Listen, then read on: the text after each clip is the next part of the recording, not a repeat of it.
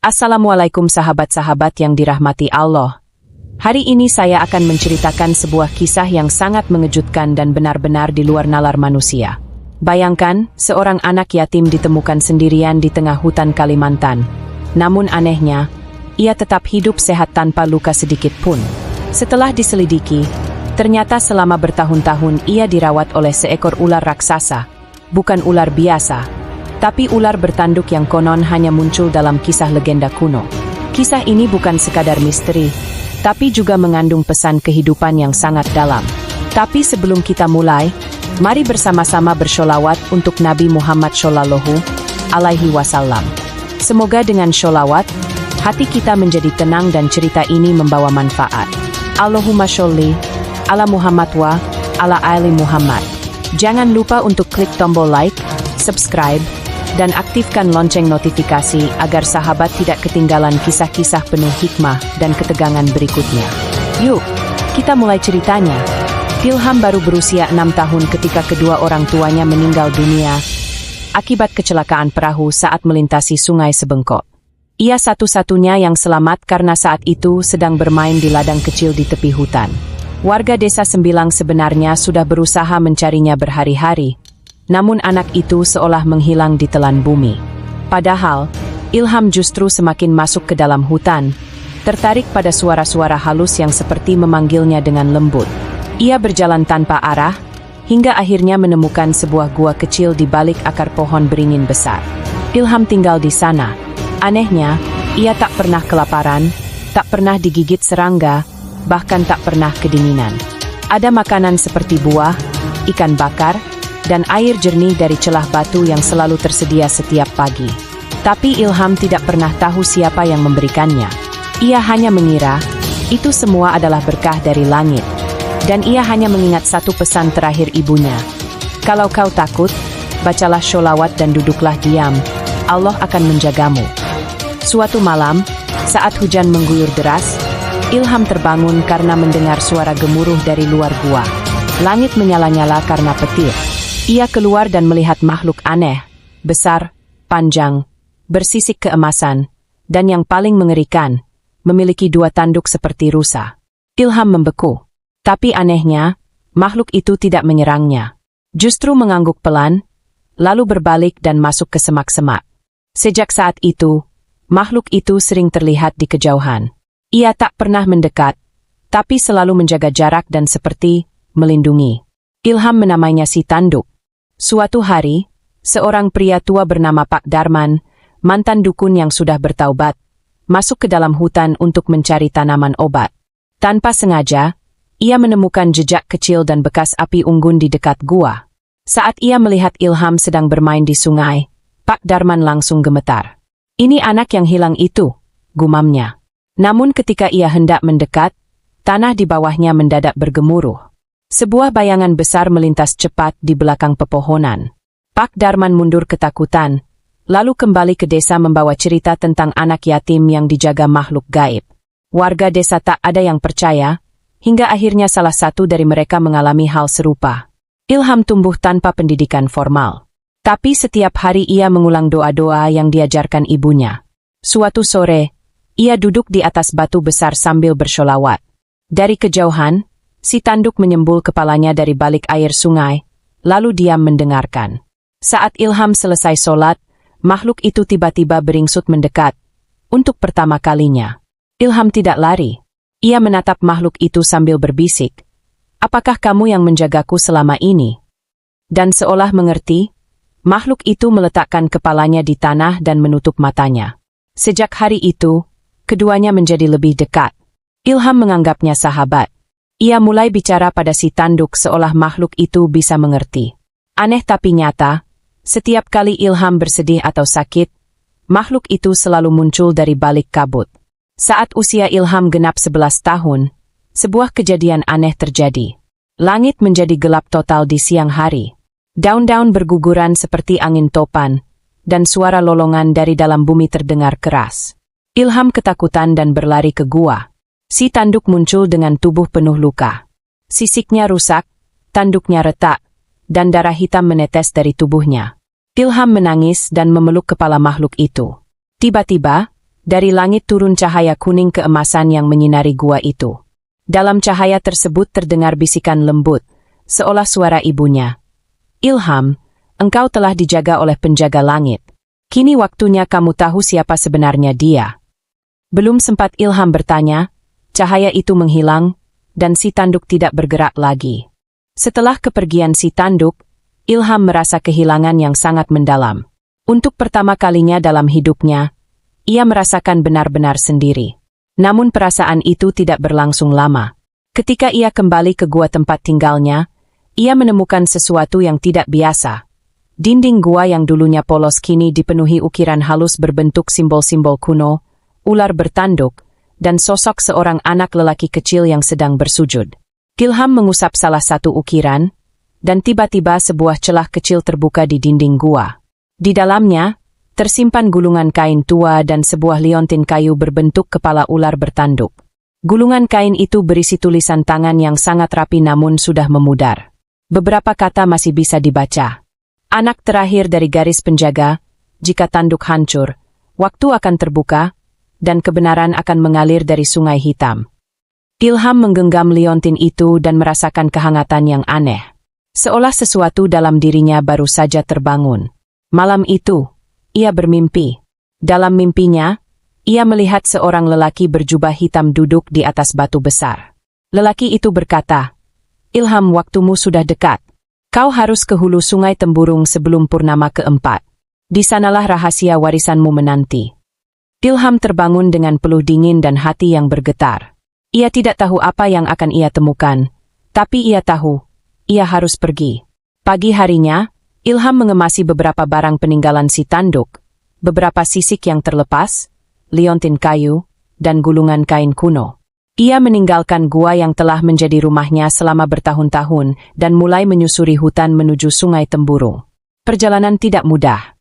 Ia harus melewati akar-akar pohon raksasa, bertemu dengan kawanan monyet ekor panjang yang menghalangi jalannya, serta dikejar babi hutan yang nyaris menginjaknya.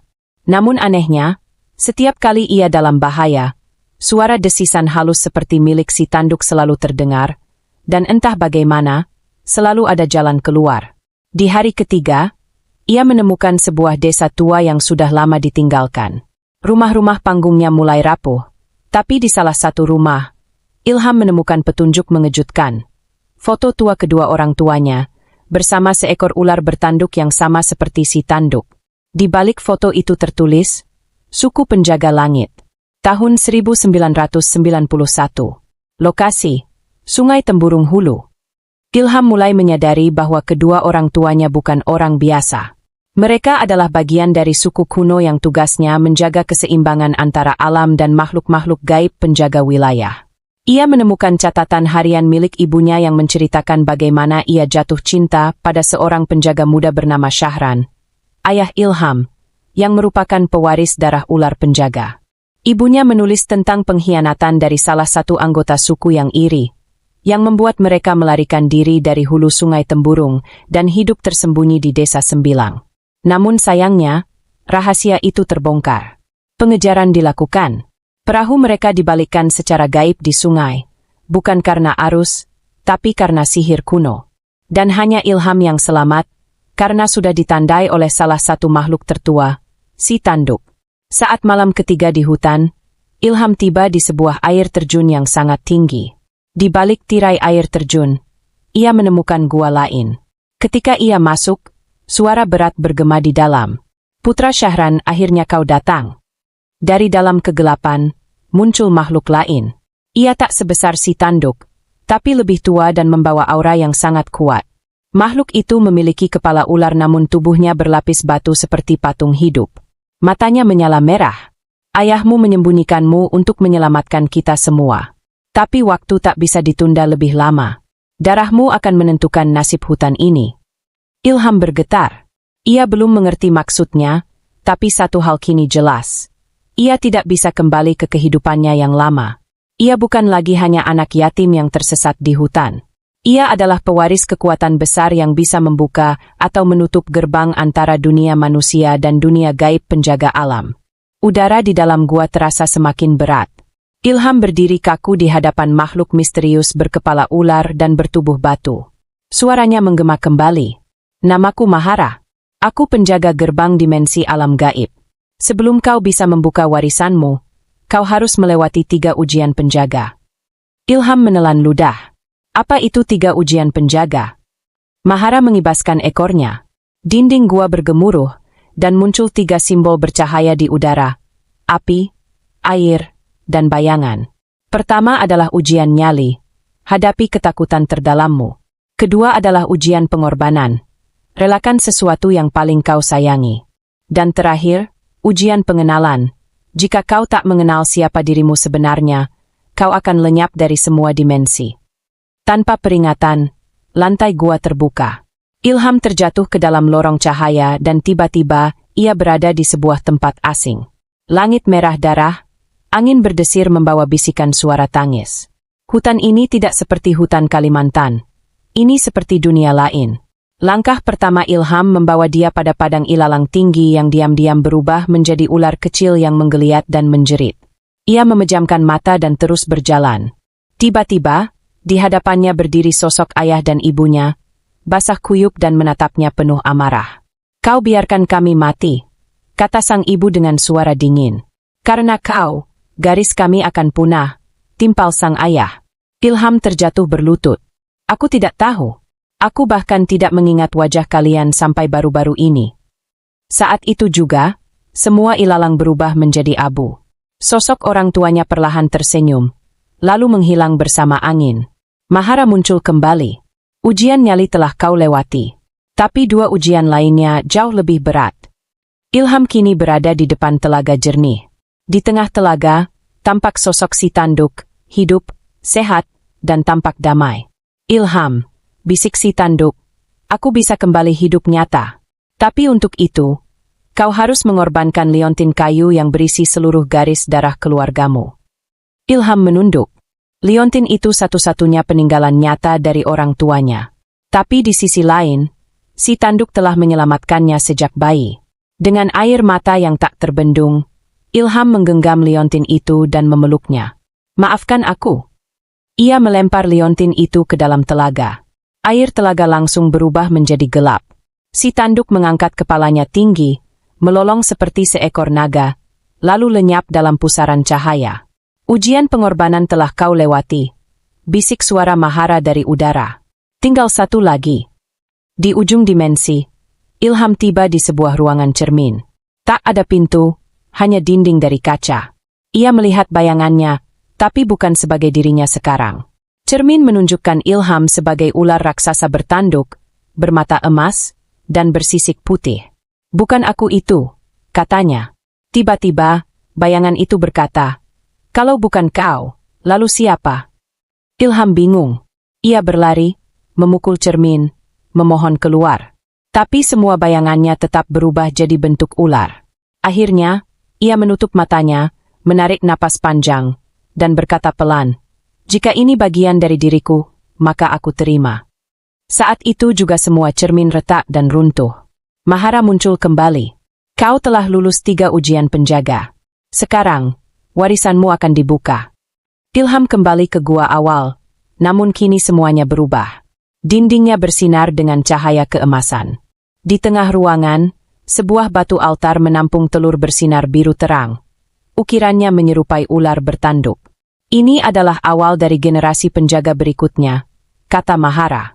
"Bukan hanya warisan, tapi tanggung jawab untuk menjaga batas dunia manusia dan dunia makhluk gaib." Ilham meletakkan tangannya di atas telur itu. Seketika itu juga, tubuhnya diselimuti cahaya. Ia tidak berubah menjadi makhluk lain, tapi seluruh tubuhnya menjadi ringan, tenang, dan penuh kekuatan. Ia bisa mendengar bisikan pohon, tangisan sungai, bahkan detak jantung hutan. Ilham kini bukan hanya manusia biasa. Ia adalah penjaga langit yang telah terpilih dari garis suci, anak yatim yang pernah dirawat oleh seekor ular bertanduk yang ternyata adalah pelindung terakhir sukunya. Beberapa minggu setelah menerima warisannya sebagai penjaga langit, Ilham mulai merasakan perubahan aneh dalam hutan. Burung-burung yang biasanya ramai menghilang, suara serangga mendadak lenyap, dan udara di malam hari terasa jauh lebih dingin dari biasanya. Suatu malam, Mahara datang tergesa-gesa. "Waktumu menikmati kedamaian telah habis," katanya lirih. "Seseorang telah membuka jalur sihir dari luar pulau.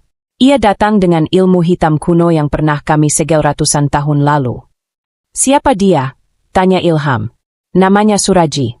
Ia keturunan dukun Laut Selatan, terusir dari tanah kelahirannya karena melanggar batas antara dunia manusia dan dunia gaib. Kini ia datang ke Kalimantan untuk membalas dendam." Mahara menjelaskan bahwa Suraji telah menemukan sebagian fragmen batu mata langit, salah satu artefak paling kuat yang bisa membuka pintu dunia gaib secara permanen. Jika batu itu disatukan dengan darah penjaga langit seperti Ilham, gerbang yang memisahkan dua dunia akan runtuh. Dunia manusia akan dipenuhi makhluk-makhluk gaib yang liar dan tak terkendali. Ilham tahu, ia tidak bisa menghadapi ini sendirian. Mahara membawa Ilham ke puncak Bukit Meratus, di mana kabarnya 7 roh penjaga tua dikurung dalam 7 batu hitam. Mereka dulunya adalah manusia pilihan yang berubah menjadi makhluk penjaga. Namun karena kesalahan masa lalu, mereka dipenjara agar tidak digunakan sembarangan oleh manusia tamak. Ilham harus membuktikan diri kepada roh-roh itu. Di hadapan batu pertama, suara menggelegar terdengar. "Siapa yang membangunkan kami dari tidur panjang?" "Namaku Ilham. Aku penjaga langit yang baru. Dan dunia sedang dalam ancaman. Jika benar begitu, maka buktikan bahwa darahmu layak." Tanpa aba-aba, bayangan hitam keluar dari batu dan menyerang Ilham. Ia melawan dengan kekuatan yang ia pelajari, mengalirkan energi melalui kedua telapak tangannya, menciptakan kilatan cahaya berbentuk ular bertanduk yang menyambar bayangan itu. Setelah beberapa saat, batu pertama bersinar dan retak, mengeluarkan sosok penjaga tua yang berbentuk manusia dengan sayap sisik dan mata menyala biru. Satu persatu, ia membangkitkan 6 penjaga lainnya, masing-masing dengan wujud berbeda. Ada yang bertubuh seperti harimau bersisik, elang bermata 3, hingga makhluk kecil yang bisa mengendalikan kabut. Para penjaga bersumpah setia kepada Ilham, menyebutnya Raja Penyeimbang Dimensi. Sementara itu, di pinggiran hutan Kalimantan, Suraji telah tiba. Ia tidak sendiri. Ia membawa pasukan manusia yang terobsesi dengan kekuatan gaib, serta makhluk-makhluk hasil ritual terlarang. Langit tempat ia berjalan selalu redup, bahkan di siang hari. Suraji berdiri di tepi sungai dengan jubah hitamnya berkibar. Ia menancapkan tongkatnya ke tanah dan berkata, "Ilham, anak ular. Kau pikir bisa menyembunyikan takdirmu dariku? Aku akan membuka gerbang itu, dan semua makhluk akan tunduk padaku." Di belakangnya, bayangan besar menyerupai naga kabut hitam muncul, mengitari hutan, menghancurkan pepohonan, dan memusnahkan binatang yang lewat.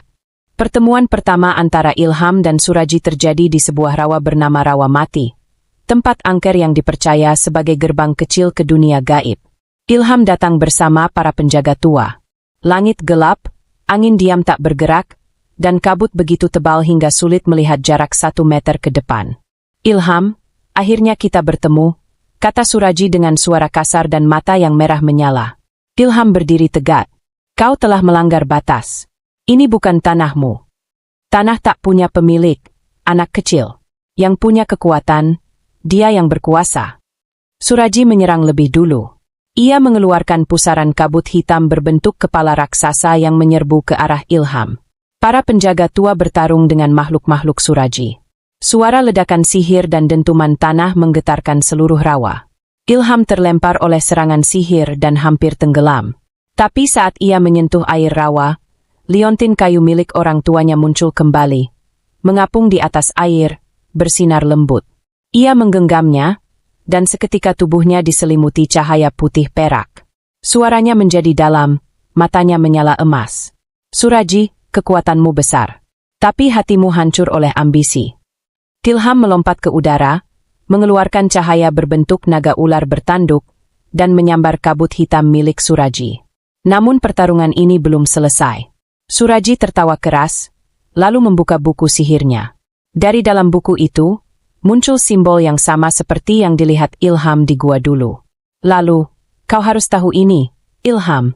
Aku juga punya darah penjaga langit. Kita bersaudara dari garis yang berbeda." Hutan meratus kembali diliputi kabut hitam. Pertarungan antara Ilham dan Suraji telah berlangsung selama 7 hari 7 malam. Langit tidak lagi membedakan siang dan malam.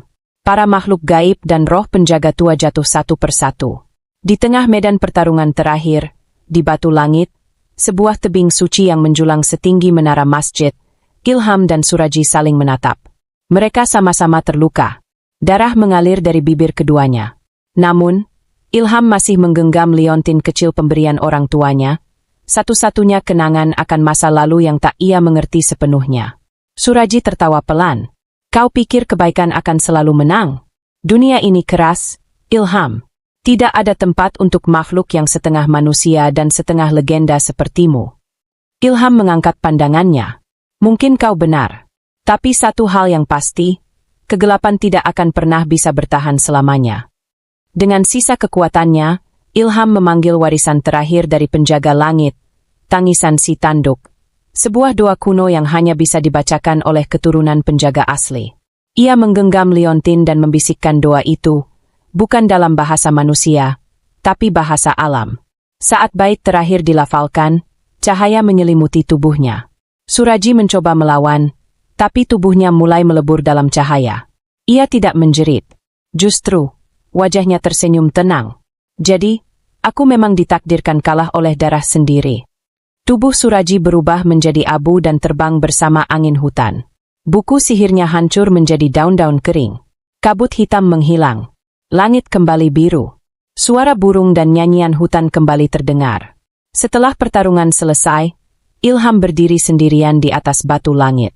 Para penjaga tua berpamitan, satu persatu kembali menjadi roh cahaya yang menyatu ke dalam tanah, pohon, air, dan udara. Mahara muncul terakhir.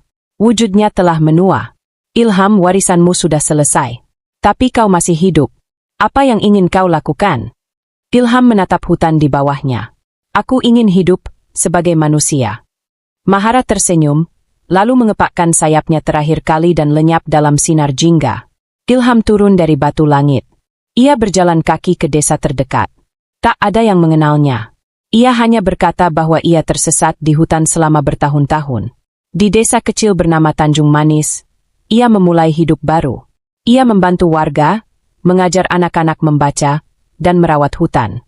Tak ada yang tahu bahwa anak muda yang tinggal di ujung kampung itu pernah menjadi penjaga langit. Di malam-malam sepi, ia duduk di tepi sungai, menggenggam liontin kayunya yang kini kosong. Kadang ia melihat bayangan si tanduk di atas air, seakan masih menjaga dari jauh. Dan pada suatu malam yang sunyi, seorang anak yatim piatu ditemukan tertidur di hutan, menangis sendirian di balik akar pohon beringin. Ilham hanya tersenyum. Ia tahu kisah itu belum berakhir. Tapi untuk dirinya, takdir sebagai penjaga langit telah selesai. Dan janganlah kamu menyangka bahwa Allah lengah terhadap apa yang diperbuat oleh orang-orang yang zalim. Sesungguhnya Allah memberi tangguh kepada mereka sampai hari yang pada waktu itu mata mereka terbelalak. Surat Ibrahim 42.